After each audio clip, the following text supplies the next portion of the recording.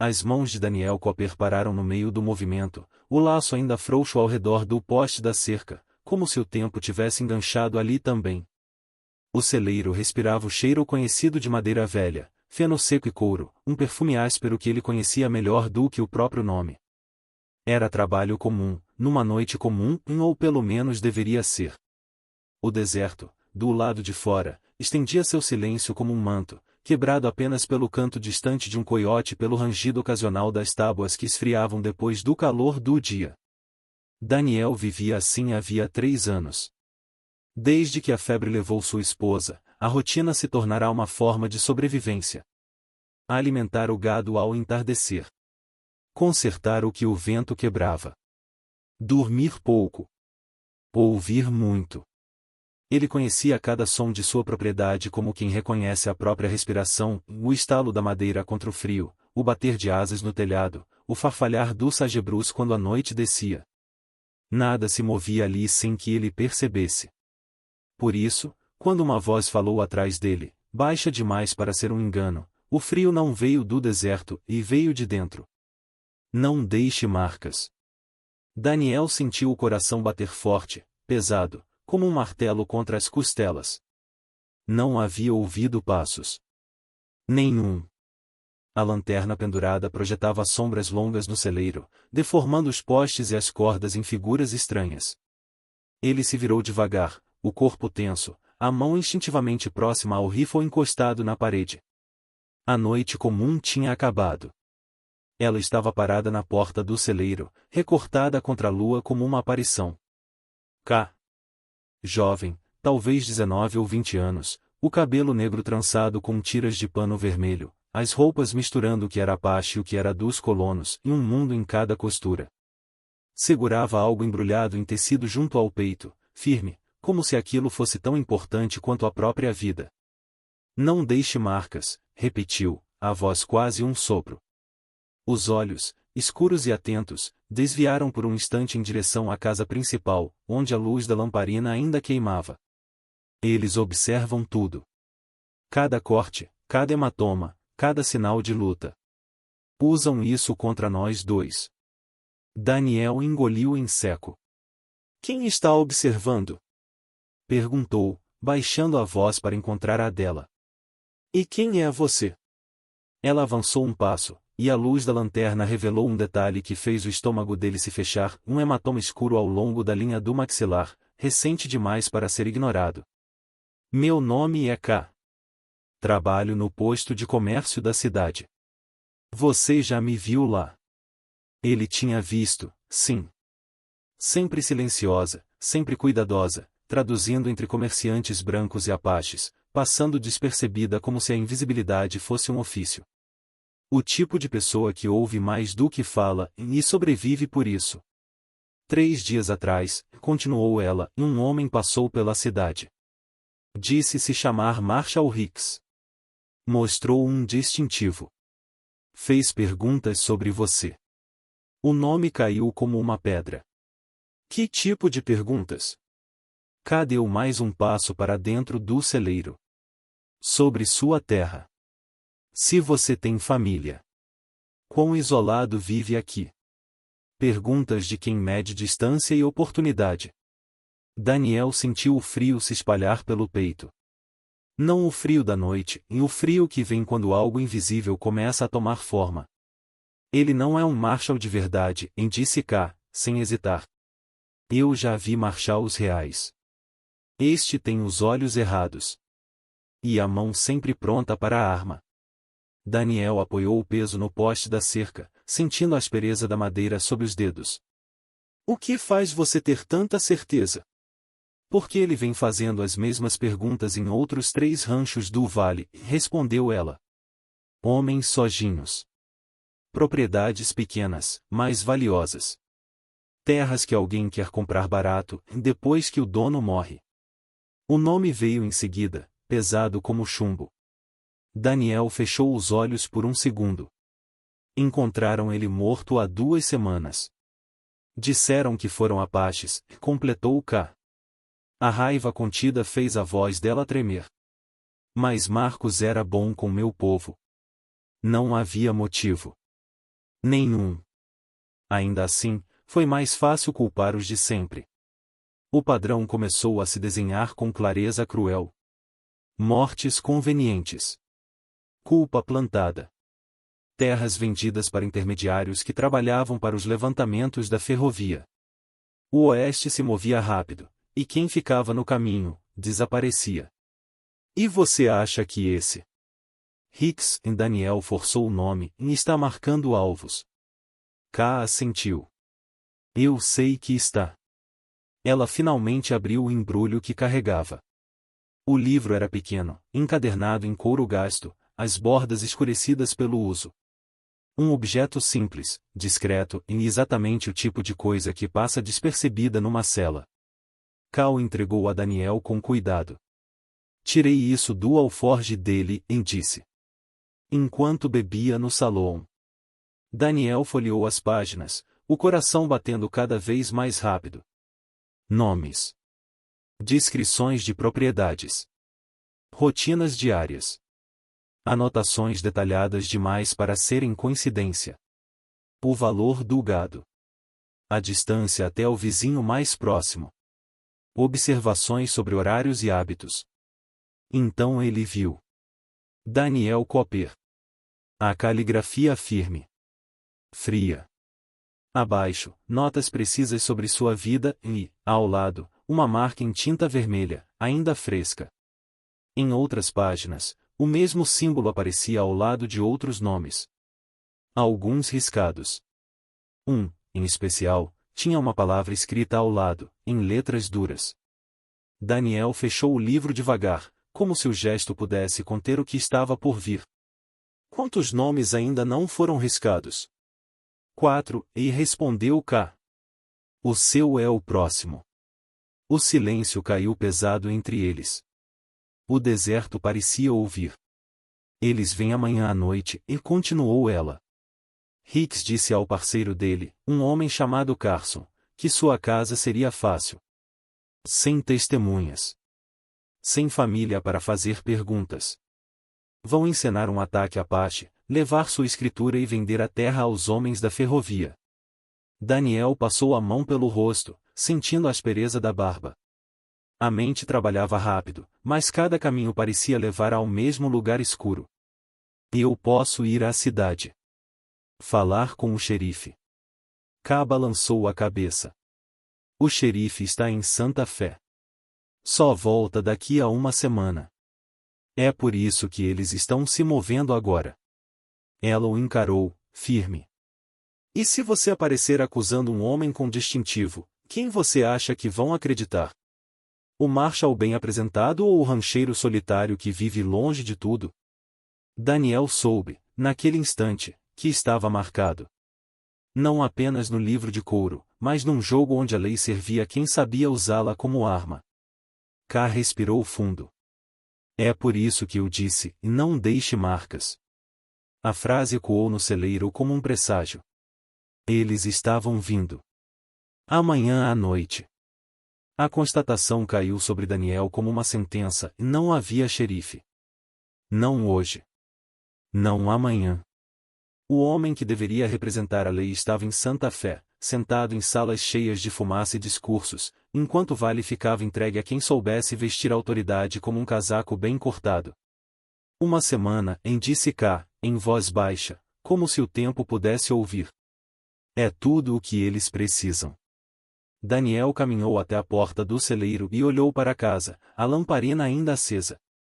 A luz amarela fazia a construção parecer segura, quase acolhedora. Uma mentira confortável. Na fronteira, a segurança era aparência, e a aparência valia mais do que verdade. Ele imaginou a cena na cidade, e Hicks entrando com o distintivo reluzindo, falando calmo, educado. Um Marshal sempre tinha razão antes mesmo de abrir a boca. Já o rancheiro solitário, esse podia estar paranoico, amargurado, mexendo com coisas que não entende. A fronteira funcionava assim, quem tinha símbolo, tinha voz. Quem não tinha, que se calasse. Mesmo que eu chegasse lá vivo, disse Daniel, mesmo que contasse tudo, eles me prenderiam por difamação antes de investigarem qualquer coisa. K assentiu. Eles confiam no que veem. Um distintivo. Um homem branco bem vestido. Não confiam no que não querem ver. O vento passou pelo vale, trazendo o cheiro seco da noite. Daniel sentiu o peso da própria solidão. Não a solidão física, essa ele conhecia. Era a solidão de estar certo e, ainda assim, indefeso. Ali, a lei não protegia. Ela escolhia. Daniel lembrava do dia em que chegou àquela terra. O Oeste prometia justiça simples, trabalhe duro, respeite os outros, e será respeitado. Mas com o tempo, ele aprenderá a verdade que não vinha nos cartazes nem nos discursos. Justiça dependia de quem falava mais alto, e o distintivo amplificava qualquer mentira. Ele olhou para cá. Um símbolo pesa mais que um homem. Sempre pesou, respondeu ela. Para vocês, o distintivo. Para nós, a culpa. Daniel pensou em Marcus Webb. Um homem morto 2 vezes, primeiro pela lâmina, depois pela história que contaram sobre ele. Apache Raiders. A explicação fácil. Aqui ninguém questionava. Esse Hicks, disse Daniel, e não precisa matar muita gente. Só o suficiente para que o padrão pareça natural. Violência Apache. Fronteira perigosa. Terra barata depois. K cruzou os braços. Ele não inventou isso. Só aprendeu a usar. Daniel sentiu um gosto amargo na boca. Ele sempre acreditara que ficar fora de conflitos era uma forma de se manter limpo. Agora via que a neutralidade também deixava marcas, só que em outras pessoas. Se eu morrer amanhã, disse, não vão investigar. Vão enterrar, culpar alguém conveniente e vender minha terra. Como se eu nunca tivesse existido. É isso que eles contam, respondeu K. Com o esquecimento. Daniel respirou fundo. Então a única chance é não jogar o jogo deles. Ela ergueu o olhar, atenta. Exatamente.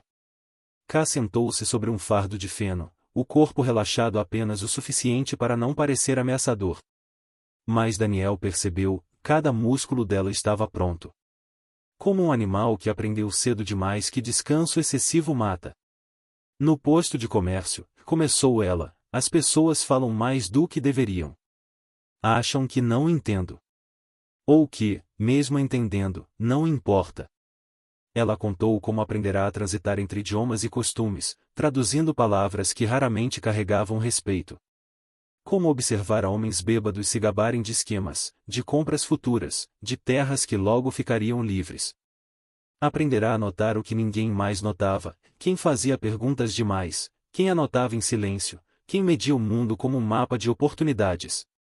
Meu povo me ensinou a ouvir, disse. Os brancos me ensinaram a desconfiar. Ela falava sem rancor aberto, mas havia firmeza. K não se via como vítima. Via-se como sentinela. Uma mulher entre 2 mundos, invisível o suficiente para sobreviver, atento o suficiente para agir. Quando Hicks chegou, continuou, eu soube. Ele não olhava as pessoas. Olhava o que elas valiam. Terras. Isolamento. Risco mínimo. Daniel percebeu algo então, K não tinha vindo ao celeiro por impulso. Aquilo era resultado de dias, talvez anos, de aprendizado silencioso. Você podia ter fingido que não viu nada, disse ele. Eu já fiz isso antes, respondeu ela, simples. E pessoas morreram. O silêncio que se seguiu não pedia desculpas. Pedia decisão. K hesitou por um instante antes de continuar. Foi a primeira vez que Daniel a viu realmente pensar se devia falar. No último inverno, disse, quando a seca apertou, você deixou barris de água na borda da sua terra. Daniel franziu a testa. Isso não é nada. Para você, respondeu ela. Para quem estava atravessando o deserto com crianças, era tudo. Ela contou sobre o tio, a esposa dele, 3 crianças pequenas. A água acabando. O sol sem piedade. Como já se preparavam para escolher quem seguiria andando e quem ficaria para trás. Até verem os barris. Não havia placa. Não havia aviso. Ninguém vigiando. Só água. Daniel lembrou vagamente de ter feito aquilo. Um gesto automático, quase sem pensamento. Água era vida. Ele tinha um pouco a mais. Deixar para quem precisasse parecia óbvio. 3 crianças viveram, disse K. Porque alguém decidiu ser bom sem esperar nada. Ela levantou os olhos para ele. Eu fiquei observando você depois disso. Queria saber se foi acaso ou caráter. Daniel sentiu o peso daquelas palavras mais do que qualquer ameaça anterior. E você nunca falou disso. Nunca usou como prova de que era diferente. Só fez. Isso me disse tudo. Ela respirou fundo. É por isso que estou aqui. Porque homens assim não merecem morrer em silêncio para alimentar mentiras. Daniel entendeu então. Aquilo não era gratidão simples. Era uma dívida invisível, e não no sentido de obrigação, mas de continuidade. Bondade passada adiante. Então o que você quer que eu faça? Perguntou. Cassie levantou. O olhar agora era preciso, afiado como lâmina. Eu quero que você desapareça, e disse. Mas que pareça estar aqui. Daniel piscou. Como assim? Ela deu um passo mais perto. Quando eles vierem, não pode haver sinais de luta justa. Nenhuma marca que sugira que você esperava por eles. Você some antes, e reaparece quando for tarde demais para eles. O plano começava a tomar forma na cabeça de Daniel, perigoso e engenhoso. K completou, em voz baixa. Se fizermos certo, eles mesmos se condenam. O vento soprou pelo celeiro, fazendo a lanterna oscilar. As sombras dançaram nas paredes, como se o próprio lugar reconhecesse que algo havia mudado. Daniel assentiu devagar. A lei não os protegeria. Então fariam justiça de outro modo. E naquela noite, no celeiro silencioso, K começou a explicar como um homem podia desaparecer, sem jamais ter ido embora. Quando K começou a falar do plano, Daniel percebeu que nada seria deixado ao acaso. Não havia heroísmo ali, nem bravatas. Apenas precisão. A casa precisava mentir, e mentir bem. Eles precisam acreditar que você está lá dentro até o último segundo, e disse ela, andando pela sala principal como alguém que já a conhecia. Luz, movimento, rotina. Nada pode parecer fora do comum. Daniel acendeu as lanternas conforme ela indicava. Uma na janela frontal, outra na lateral, a terceira no quarto. A luz amarela projetava sombras longas nas paredes de madeira, criando a ilusão de alguém andando, sentando, levantando. Ele pendurou um casaco sobre a cadeira, moveu uma bota, deixou um prato sujo sobre a mesa. K observava em silêncio, avaliando ângulos, distâncias, reflexos. As pessoas veem o que esperam ver, e murmurou. Um homem sozinho, acordado tarde, vivendo a mesma vida de sempre. No quarto, Daniel trouxe o boneco improvisado. Não era nada além de roupas recheadas com feno e cobertores, moldadas para criar um volume humano sob as cobertas. K ajustou a posição com cuidado, puxando o chapéu para que a sombra do rosto ficasse convincente quando a lanterna estivesse acesa. De fora, e disse ela, vai parecer que você dorme mal. Como sempre. Daniel soltou um meio sorriso sem humor. Nunca pensei que minha insônia seria útil. Tudo pode ser útil, respondeu K. Até as fraquezas. Quando terminaram, a casa parecia viva. Não confortável, mas habitada. Um lugar onde alguém ainda respirava. Um erro fatal para quem entrasse esperando encontrar um homem indefeso. A isca estava pronta. O verdadeiro coração do plano, porém, não estava na casa. Estava sob o celeiro. K foi quem notara primeiro. Durante dias de observação silenciosa, perceberam uma diferença no som do chão, uma irregularidade quase imperceptível perto do antigo depósito de raízes. A maioria jamais notaria. Mas K notava tudo. Eles afastaram sacos de grãos e ferramentas velhas até revelar uma tábua ligeiramente mais escura. Daniel ajudou a levantá-la, revelando a abertura estreita que descia para o porão. O ar ali embaixo era frio, úmido, cheirando a terra e batatas armazenadas. Aqui, disse K, e ninguém vai procurar. É muito simples. E por isso mesmo, invisível. Daniel desceu primeiro, testando o espaço. Mal cabia um homem agachado. As paredes eram de terra compactada, reforçadas com tábuas antigas. Pequenas frestas deixavam passar linhas finas de luz e som. Vou conseguir ouvir? Perguntou. Tudo, e respondeu ela. E ver o suficiente. K explicou sua posição no celeiro, escondida no feno do loft. Dali, teria a visão do caminho, da casa, da aproximação dos cavaleiros. Criaram sinais simples, inspirados nos chamados de pássaros do deserto. Um som curto para um homem. Um trinado descendente para dois. Uma pausa longa se algo mudasse. Se algo der errado, disse Daniel, você vai embora. K balançou a cabeça. Se algo der errado, você precisará de olhos lá fora. A confiança implícita naquele nós era nova. E estranha. Mais sólida. Eles fecharam a passagem e recolocaram tudo no lugar. O celeiro voltou a parecer apenas um celeiro velho. Nada ali indicava que era, agora, uma toca de sobrevivência. O próximo passo era o mais delicado. Não se tratava de destruir. Tratava-se de controlar. K trouxe as cordas tratadas com gordura animal, grossas e ásperas ao toque. Explicou como queimariam devagar, produzindo mais fumaça do que chama. Posicionaram-nas estrategicamente sob o assoalho da casa, conectadas a pontos onde o ar circularia mal. O fogo é imprevisível, disse ela. A fumaça, não. Ela entra nos pulmões, confunde, força escolhas rápidas. Ela também trouxe um pequeno saco de ervas secas, esmagadas entre os dedos para liberar um cheiro amargo e sufocante. Isso não mata, me explicou. Mas faz parecer que vai. Daniel percebeu o cuidado ético por trás da estratégia. Aquilo não era vingança. Era exposição.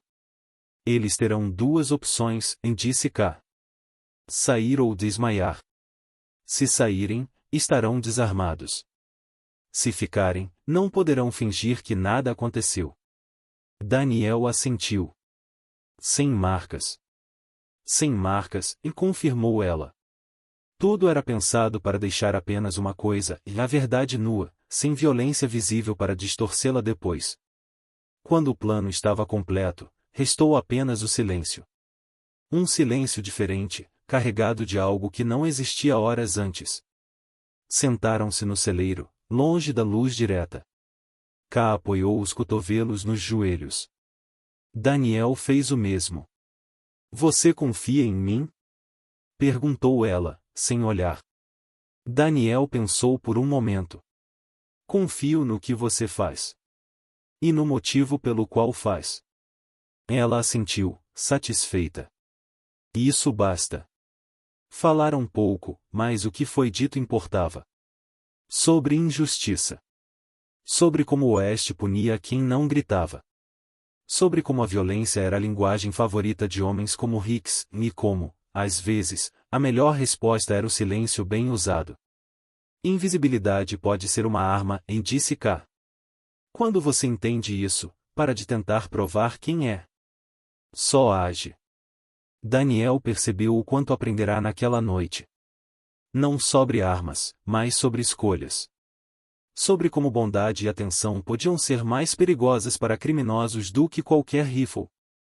Se sobrevivermos, disse ele, nada disso aparece em jornal. K sorriu de leve. As melhores vitórias não aparecem. Quando a noite caiu de vez, cada minuto pareceu mais longo que o anterior. Daniel entrou no porão e a tábua foi fechada sobre ele. A escuridão era quase total. O ar, pesado. As pernas começaram a doer cedo. O corpo reclamava da posição forçada. O medo vinha em ondas silenciosas, trazendo perguntas que ele empurrava para longe: e se eles chegarem mais cedo? E se vierem em 3? E se K estiver errada? Ele respirou fundo, lembrando-se do ritmo lento que ela ensinara. Ouvir. E esperar. Acima dele, o mundo continuava. O vento. Um estalo distante. O render leve da casa. Então, cortando o silêncio como uma lâmina invisível, veio o som. Um chamado suave. Descendente. Preciso. O pássaro. Daniel fechou os olhos. Eles estavam chegando. O chamado do pássaro ainda ecoava na mente de Daniel quando o som dos cascos chegou, baixo e cadenciado, vindo do leste.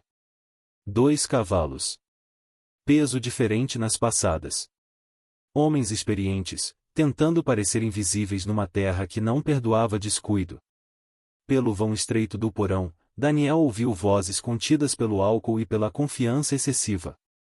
Luzes ainda acesas, e murmurou Carson, a voz áspera. Velho tolo não dorme cedo.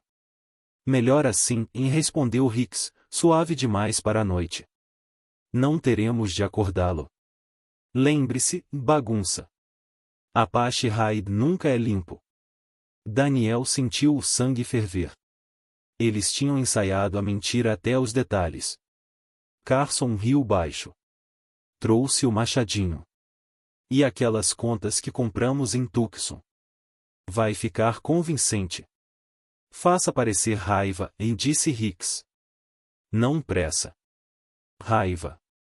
Os cavalos pararam. O rangido da sela.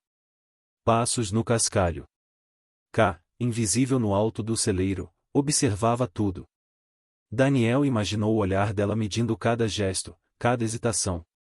O vento trouxe o cheiro do couro e do suor. A porta dos fundos da casa rangeu. Entre, disse Hicks. Rápido. A noite engoliu os 2 homens. O silêncio durou poucos segundos. Depois, passos apressados. Um móvel arrastado. Um xingamento contido.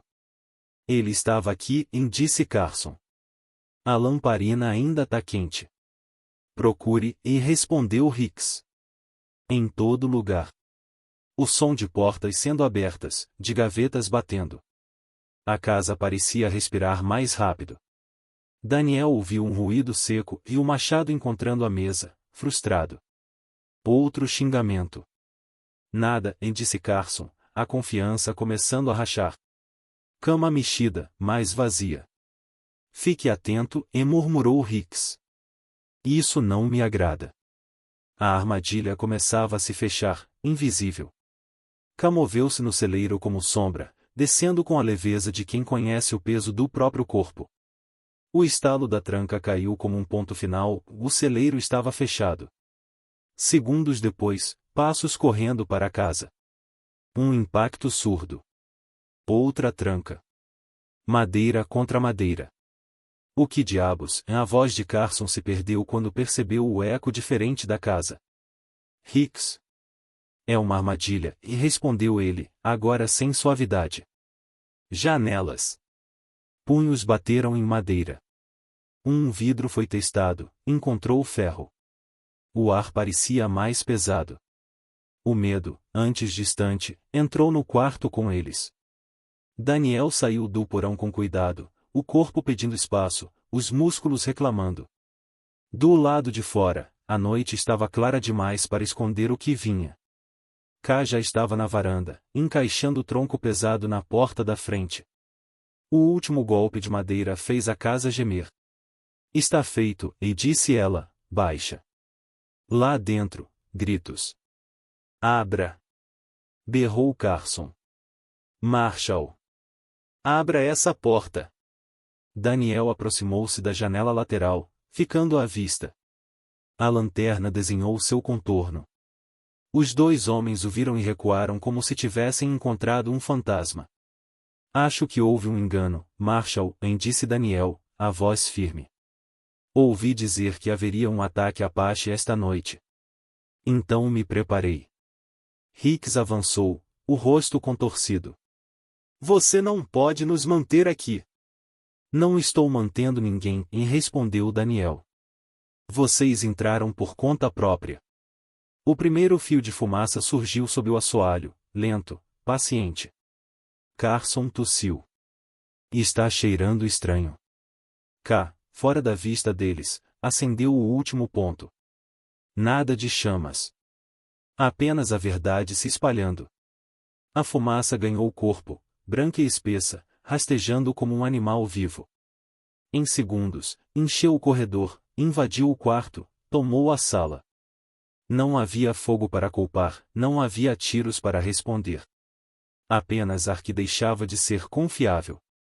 Você é louco! Gritou Hicks, a voz falhando. Vai nos matar! Daniel manteve a distância. Não. Vocês farão a escolha.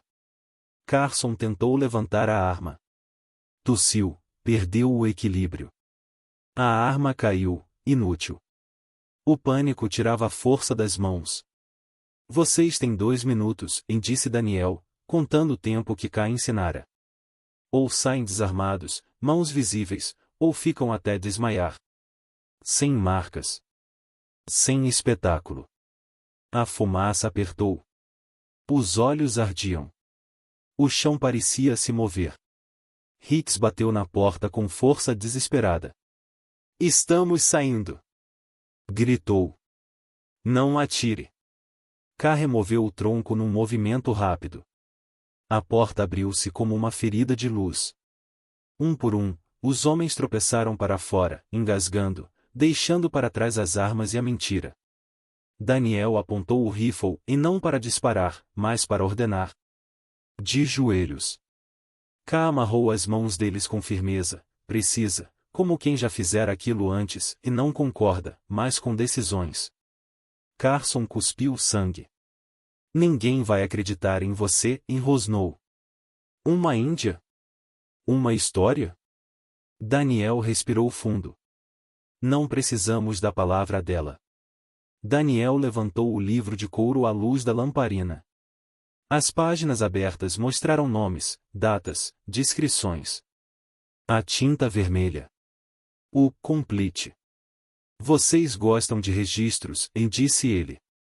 Facilitam o trabalho de quem lê. Hicks desviou o olhar. Isso não prova nada. Prova intenção, respondeu Daniel. Prova padrão. Prova o assassinato de Marcus Webb. K tirou do casaco um envelope selado. E isso, disse, entregando a Daniel, prova o resto. Ele abriu. O selo do escritório territorial era inconfundível. Distintivos têm números, me explicou Daniel. O seu foi roubado de um marshal assassinado no Kansas. 6 meses atrás. O ar pareceu sair de Hicks.